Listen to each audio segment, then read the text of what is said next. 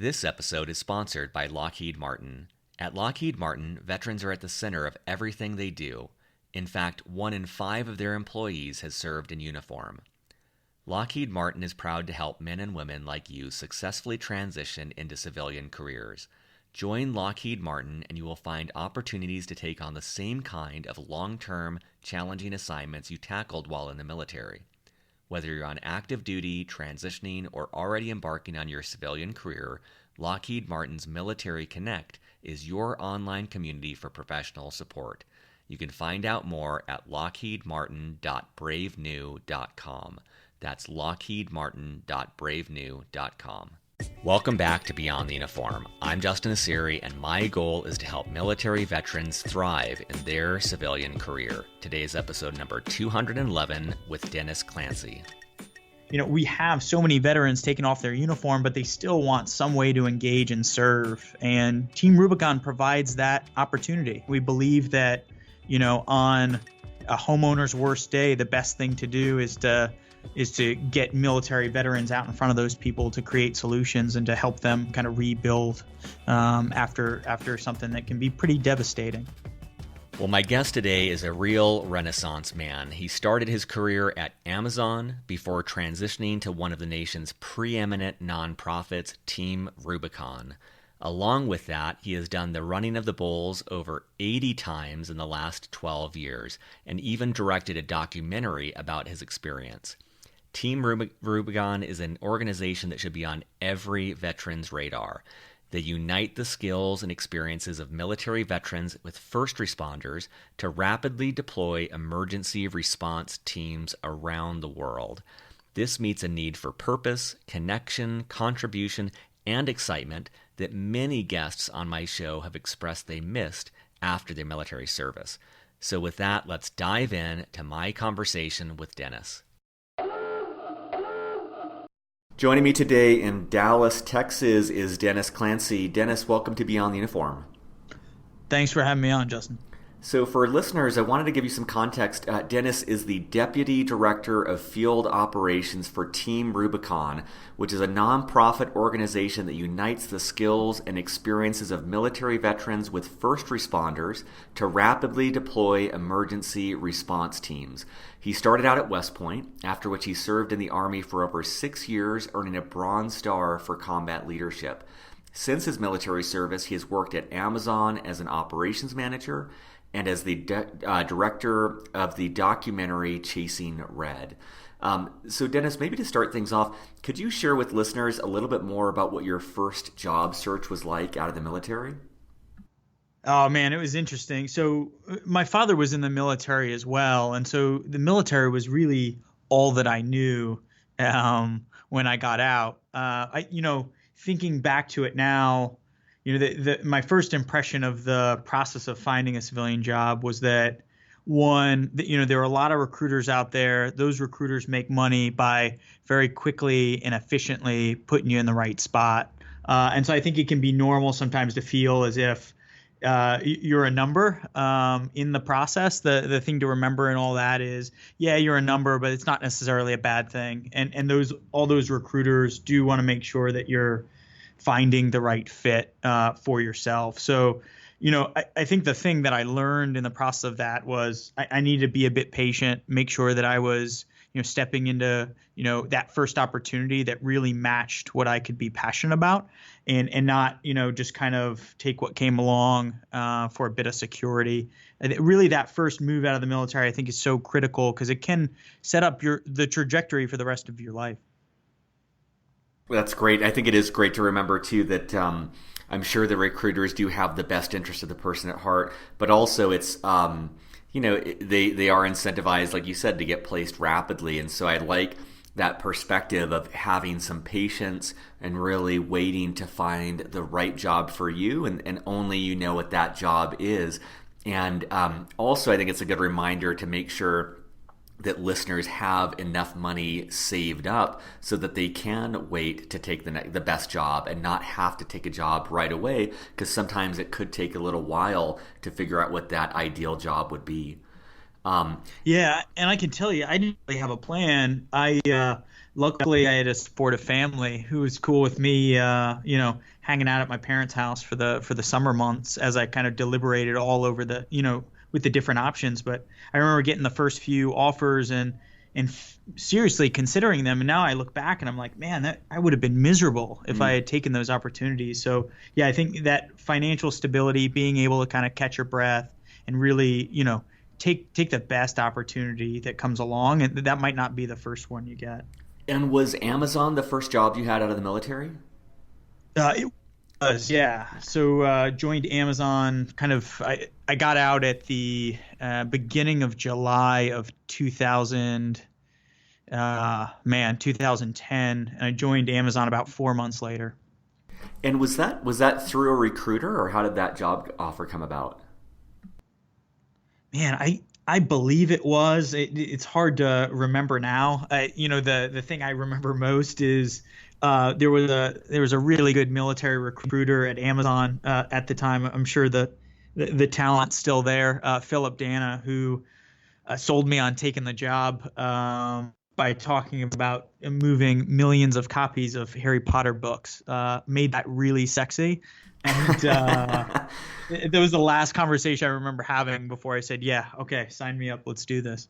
That's awesome. Well, there's a lot in your background I want to talk about, but I want to start with Team Rubicon. I'm betting that most listeners have heard of Team Rubicon before. You guys have a very strong reputation and presence, but could you share more about your mission at Team Rubicon and what sorts of things you do? Yeah, sure. In my role, I oversee all of Team Rubicon's disaster operations. So that's international and domestic. We respond to natural disasters, in some case, man-made disasters. Internationally, we're very medically focused. So we just got our World Health Organization verification as an emergency medical team, so we can get tasked out across the world to send medical teams. But there are a lot of disasters that happen right here in the United States. We were founded about 8 years ago. A couple of guys who had just taken off their uniform were seeing all of the devastation with the Haiti earthquake, decided that there was something they could do to affect that disaster.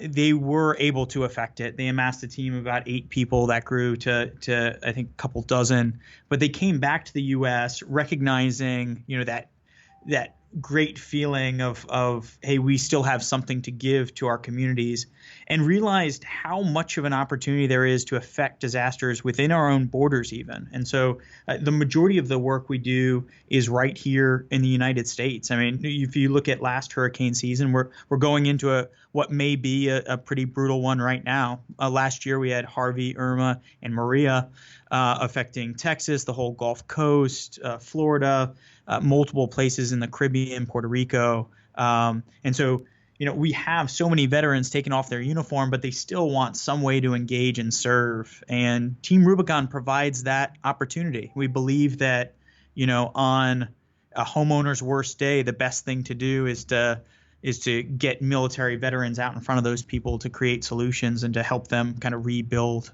after something that can be pretty devastating.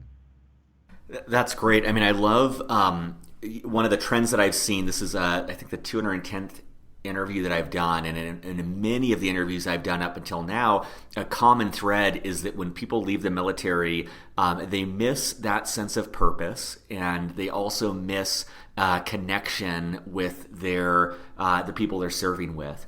And what I respect about what Team Rubicon is doing is I can see how that really meets those needs, that veterans who work with you, they're getting that sense of purpose, they're having an impact, and they're also surrounded by other veterans, which can be a great sense of community. And so it seems like you're punching a bunch of tickets for the people who serve you, and at the same time, you're providing an incredible service to the country and the world at large. It's a beautiful way that you guys have combined those two things.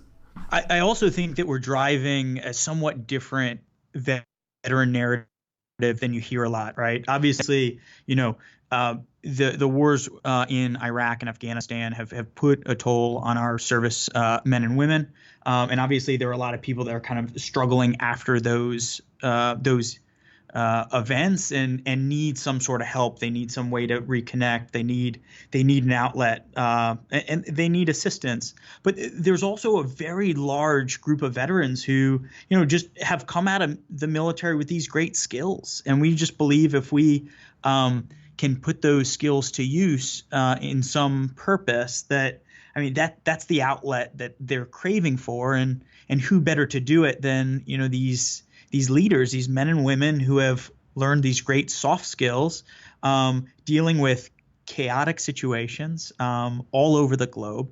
For every MOS, there's in the military, they train you for just about anything that could, you would have to solve for in a disaster situation. So we want to make sure that we're leveraging that huge group of people.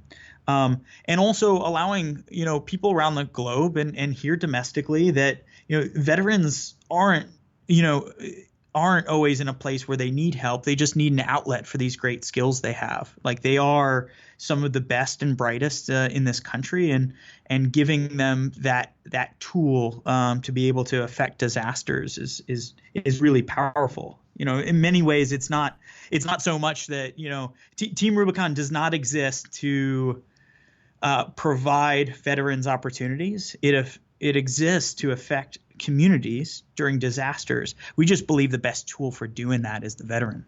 That's great. And let's get tactical. Let's say someone listening right now is, I don't know, let's say they're located in San Diego. They just got out of the military. They're fired up. They want to be involved with Team Rubicon. What does that look like?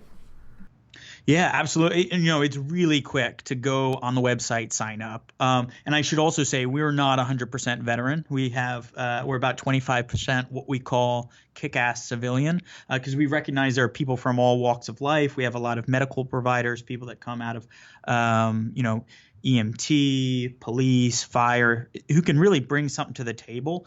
And you can't really talk about veteran reintegration if you don't involve people that are not veterans. So, literally anyone can raise their hand and join Team Rubicon if they feel like they have what it takes. It takes about 20 seconds initially to get signed up on the website. It's teamrubiconusa.org. And from there, there's additional follow-on training. But yeah, we want to make sure that people have opportunities to get out and help us be awesome. What's that look like? So I sign up. It takes 20 seconds. Well, I'll add the link to the show notes. Where does it go from there? Like, what does the training look like? And then when there is a disaster, what happens with the people who are involved? Yeah, definitely. So initially, once you sign up, you'll also go through a background check just to make sure there's, if you're going to be sleeping, obviously, in close quarters with other people during disasters, we want to make sure that everyone is safe.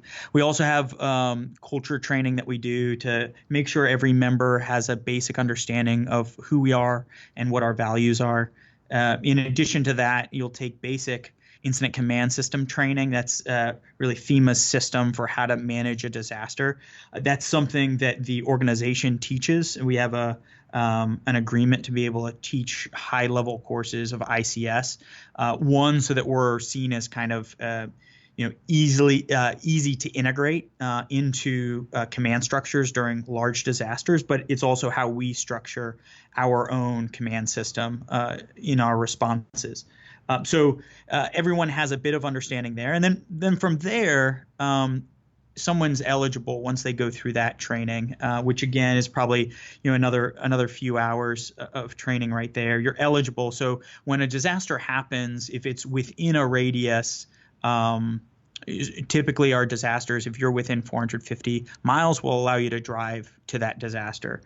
We will cover mileage reimbursement for getting to and from. We obviously figure out, we cover the lodging, we cover the meals, cover, personal protective equipment during the disaster. And for people that want to get involved with more specialized skills, we have additional follow-on training people can do on weekends for chainsaw, for damage assessment, heavy equipment. We have a variety of different tracks people can take if they want to get more involved with one technical specialty within our quiver. And the different trainings you're talking about, are those, is that in one location? Is it in multiple locations, or where does that training take place? Like the initial Yeah. onboarding training?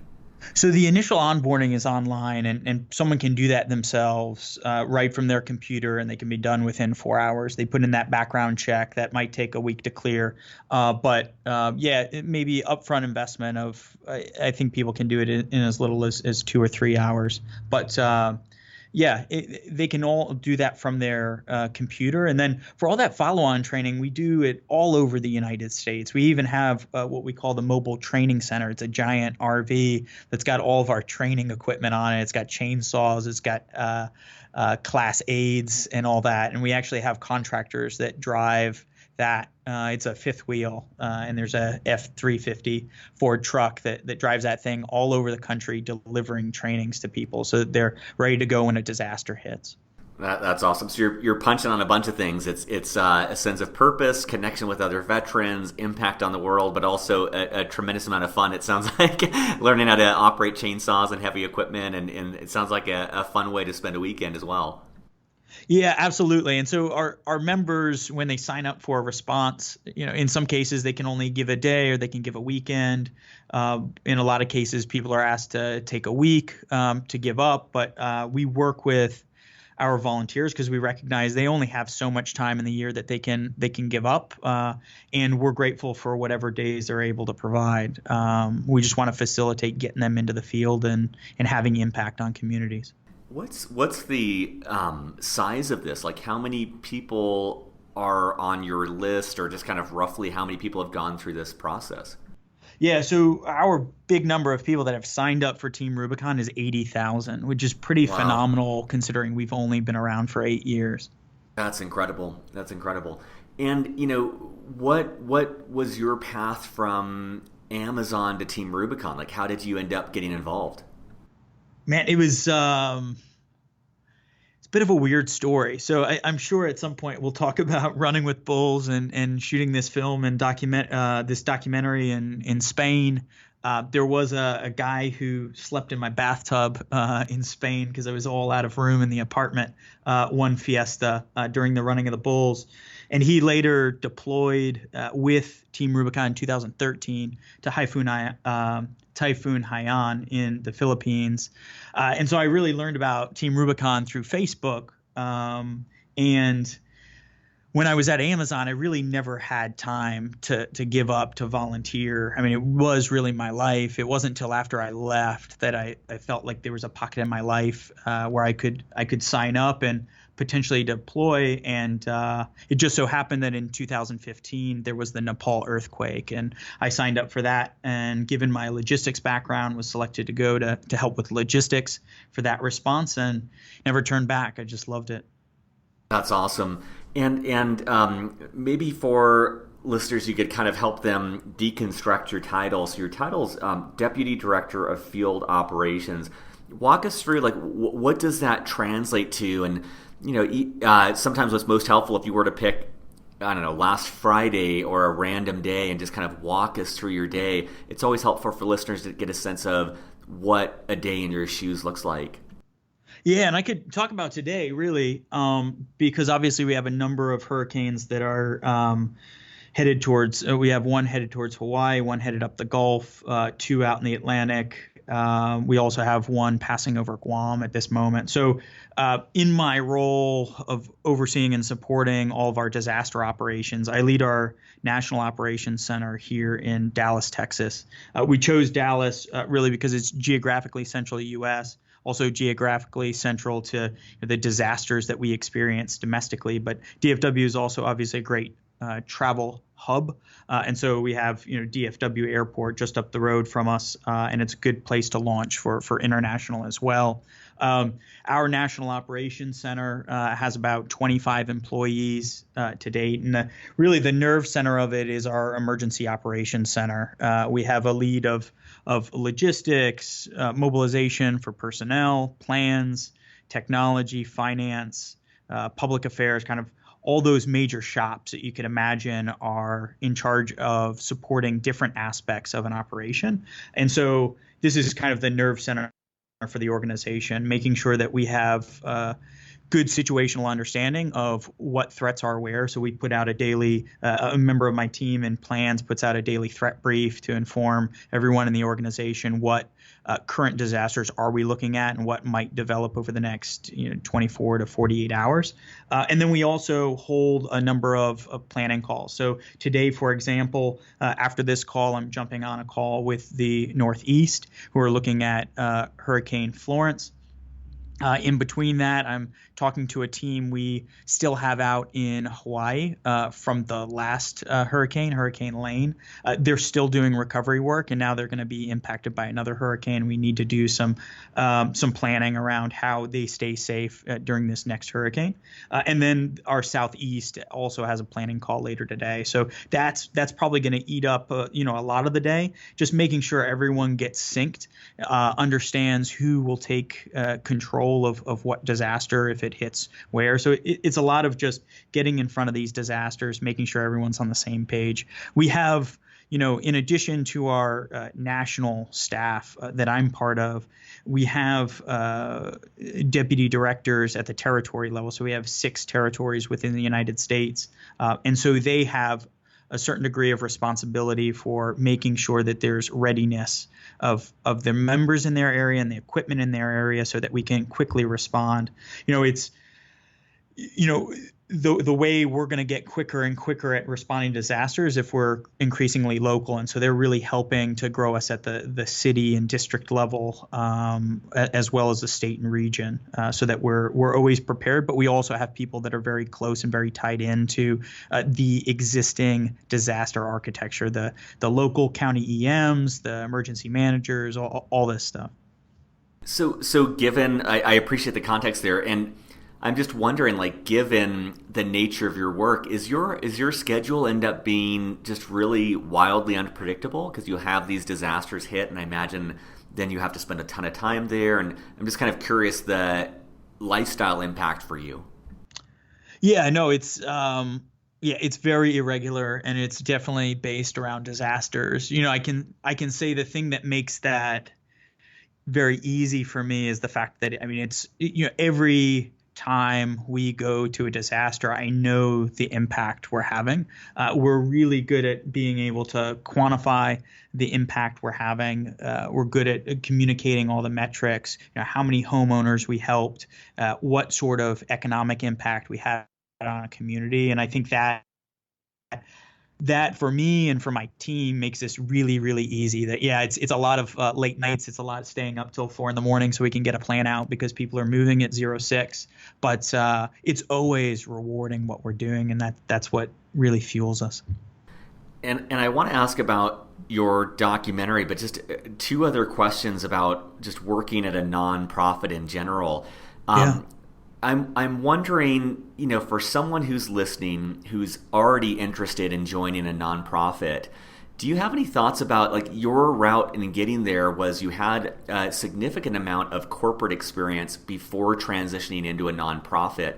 And I'm wondering if you have any thoughts on whether that's a path you would advise, or if you would recommend someone going directly into a nonprofit, or just how to evaluate the trade-offs on those 2 different paths. Yeah, and I think to your point earlier, when you said, when you're getting out of the military, make sure you have a good financial footing. One of the things that really set me up for success at Team Rubicon was the fact that I had a very good financial footing coming out of Amazon, right? I was pretty smart about it. I was always kind of thinking of what was that next chapter in my life, and I wanted to make sure that I was ready for it.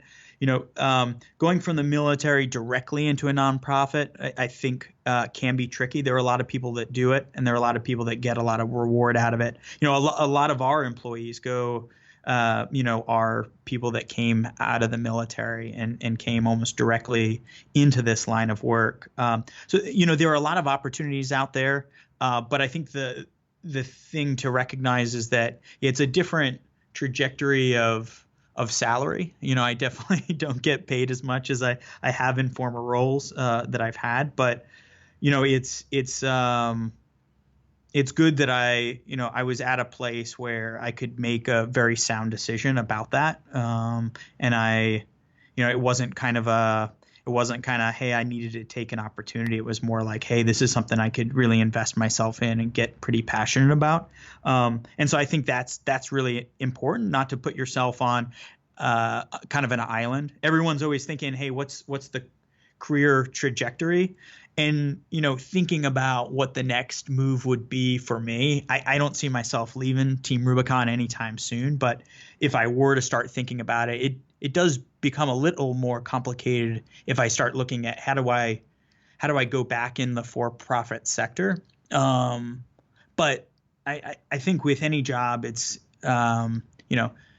going after any job, it's really just being a good storyteller, understanding the impact you had on the organization you were at. I think no one cares so much, what's your experience level, how much responsibility you have. A lot of times you see resumes that are really built around, I was in charge of this many people and this many dollars of equipment. Like, I think for any savvy forward-thinking company out there, they really don't care about that stuff. What they really care about is what impact did you individually have? What sort of solutions did you come up with to unique problems? And that's what will really drive your career and allow you to be very flexible to jump into whatever industry you want to go into.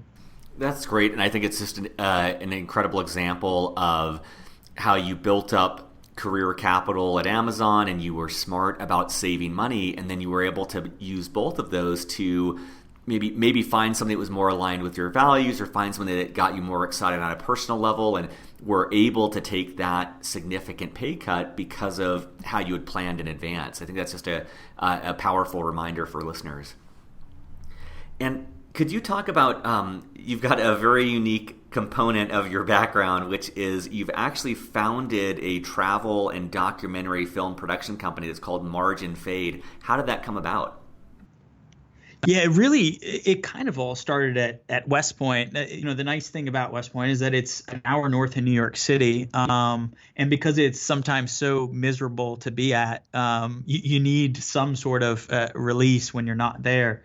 But you don't have that much time that you can actually take away from being there. And so you want to make the most of it. For a lot of people, New York City is really the terminus of that ability to get away. But for me, it was always a gateway. So I started this club when I was there that we called, almost jokingly, the Extreme Vacationing Club. We'd find the cheapest flight into Europe on a weekend.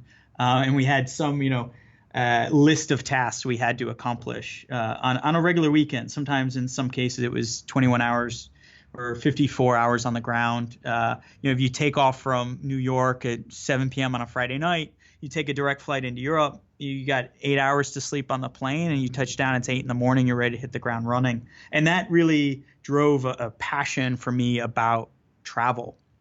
And I've always wanted to be able to capture it in a way to allow people to see what I was learning from all this traveling that I was doing. I think we all know it's obnoxious to drop place names or drop people's names, right? It doesn't so much matter how many places you've been, or what really matters is what have you gotten out of those experiences? How have you grown through those experiences? And so, travel became that thing that I think I'm still to this day most passionate about. And Margin Fade was an opportunity to say, hey, how can I not just write about the experiences I'm having? How can I film it in a way that communicates something to an audience and really drive some discussion about what travel should be, or what's the responsibility of the traveler and such. And the first project I took on as part of that was the running of the bulls, because it was it's still to me a very interesting topic, and one that I think can be very difficult to understand. And perhaps we're not supposed to understand it. I don't know. That's a great lead in. I mean, talk to us about how you got, like, what led you to it, and what was that experience like, and how many times have you done this? Yeah, I deployed to Iraq in the Army 2005 to 2006. That was my first job, platoon leader, 101st Airborne Division, southwest of Baghdad. And I came back from that experience pretty uh, um, empowered. I think, it was a good experience for me. I think as in terms of personal development, in terms of the ways that I was challenged, in terms of the ways that I gained confidence in dealing with very difficult situations. And the following summer, 2007, I went to Spain to run with the Bulls, and I got on that run route. It's a half-mile run.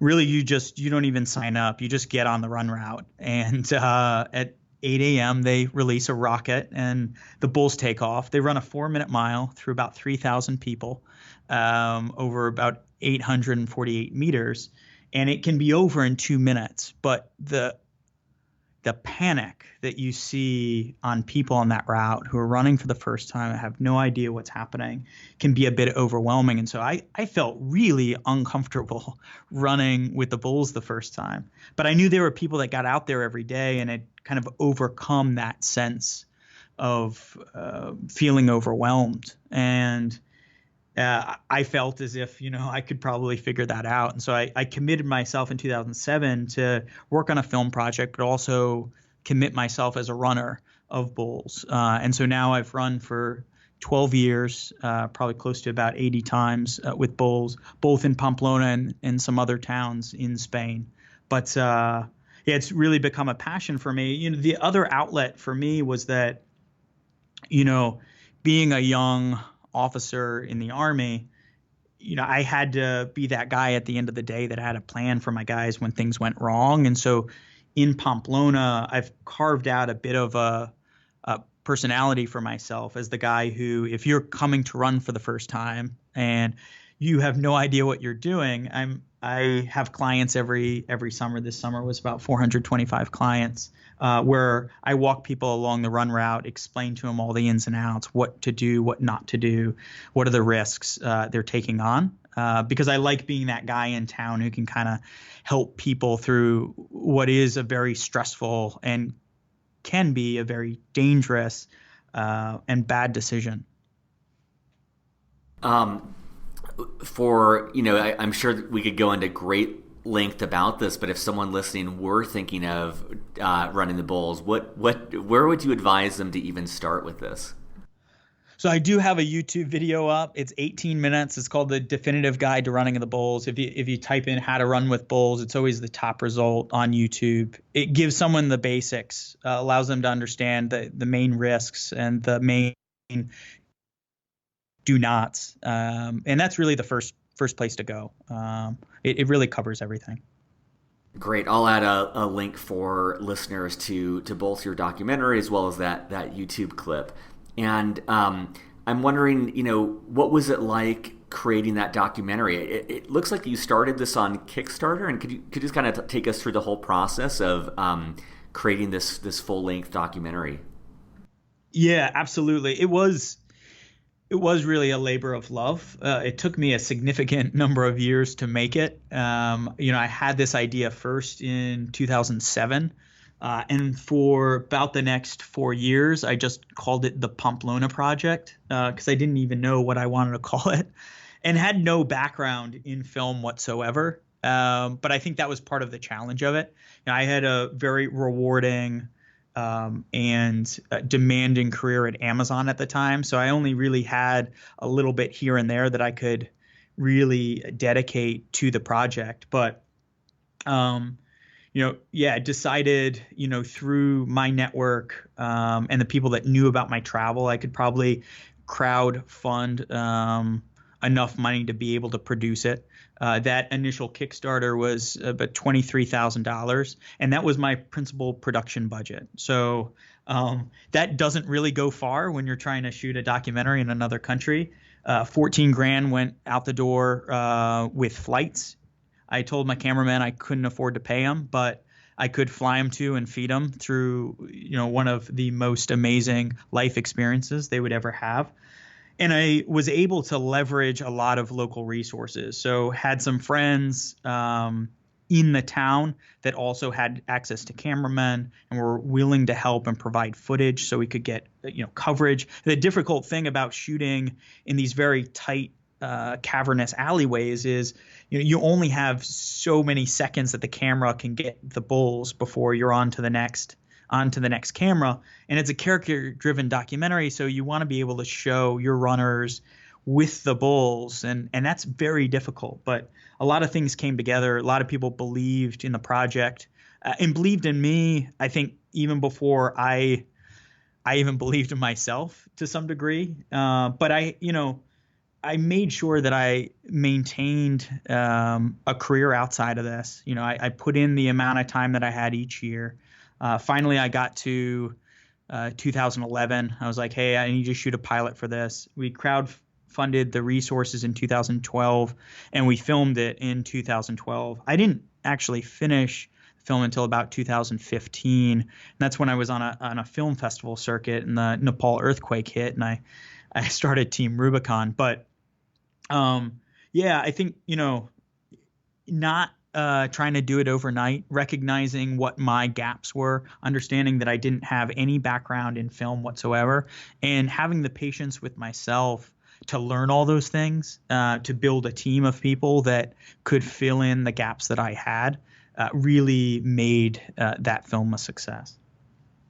That's so great. I find it inspiring to think of this as a creative outlet. And I was about to ask about how to do that on the side, but I love what you're saying of that patience. It sounds like it started with the honesty of understanding where your weaknesses and blind spots were, and then a tremendous amount of patience to learn those skills and develop a team and grow this. But I can only imagine the amount of work it took doing this on the side, but also the amount of charisma it required to get the team working with you to create the documentary, to get people to believe in you and invest in making this happen. And I can only imagine how fulfilling it must have been to finally end the shooting and the editing and everything and get this out there. Yeah, when I look at the amount of credit I can give myself, it definitely pales in comparison to the amazing generosity of so many people, not only with their financial resources, but just their intellect, their own creativity to really make this happen. I couldn't have done it on my own, and a lot of people sacrificed a lot to help me see that dream come true. That's awesome. You're like a Swiss Army knife, so I have to dive into one other area, but I saw that you're involved with the board of directors for the Education for Peace in Iraq Center. Could you share a little bit more about your work there? Yeah, absolutely. That's a role I've been in for the last 6 months. I'm at a point in my career where I'm starting to look at where else can I kind of pitch in the humanitarian space. Obviously, one of the places that's still really near and dear to my heart is Iraq. That the battlefield there, I think, was very formative to my young adult life, and I came away from that experience with an intense admiration of the people there. There, in every conflict, you have people that are agitators, and then you have the vast majority of people who are trying to create some degree of normalcy for their families, for their children, who just want peace. And I still have a lot of relationships with people that I knew from my time there, and it's never been that far from my mind. And so through a friend I work with, got an opportunity to take the role of vice president on their board of directors. It's the, as you said, Education for Peace in Iraq Center. The organization, puts out a very good product called Isham, which is a monitoring report of everything that's going on in Iraq on a weekly basis. And so they do a phenomenal job of monitoring, assessing, and informing people that are engaged in that theater. In addition to that, they partner for a number of programs to increase the safety and kind of normalcy of the lives of Iraqis. And so it's a role that I am still figuring out how much I can give to it and in what ways I can help kind of form the future of the organization. I've been helping with a lot of things just recently, including We're hiring on a communications manager, a communications and development manager right now. But it's an amazing organization.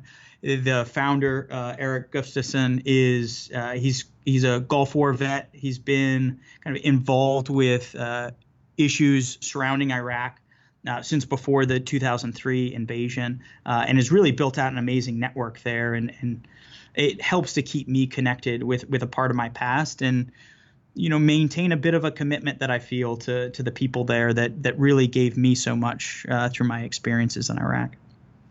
Well, Dennis, I always like to keep the last question open-ended, and we've covered a lot of ground between your work at Amazon and your first career search, and Team Rubicon and the work you're doing there, and documentary filmmaking and running of the Bulls, and then the Education for Peace in Iraq Center. What have we not covered that you want to make sure listeners know before we wrap up? Oh man,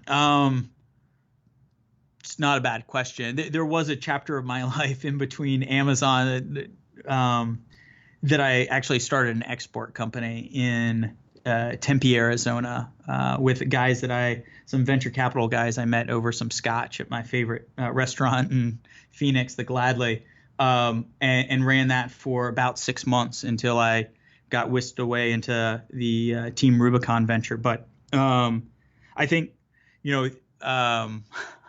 sometimes you got to take risks, I guess. And that was one that I think, within a 6-month period, learned tons from, I think there are 3 kind of branches of jobs, and anyone listening that probably can think of more, right? But we have public service, and I put, the military kind of in that bucket. You have kind of large corporations, which people typically go into after the military, right? Because they provide the most amount of jobs, obviously, and the most amount of stability. But, I saw it as like one further step to kind of go out on my own and be kind of master my own destiny beyond, a massive corporation like Amazon, which really gave me so much professional knowledge that I could really set a foundation for.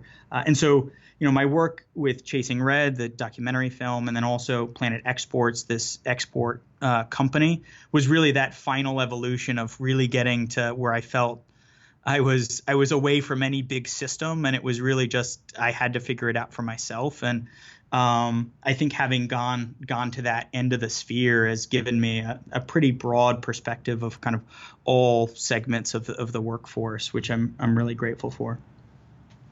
Well, this is great, Dennis. I appreciate the example you are for the veteran community. I appreciate the work that you're doing with Team Rubicon, and also for joining us today and sharing your story. Yeah, definitely. Thanks so much for having me, Justin. I appreciate it. Surface.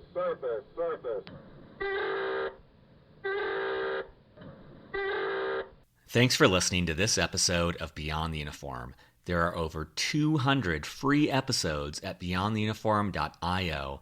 They're classified by the industry of focus, the functional role the person plays, and more.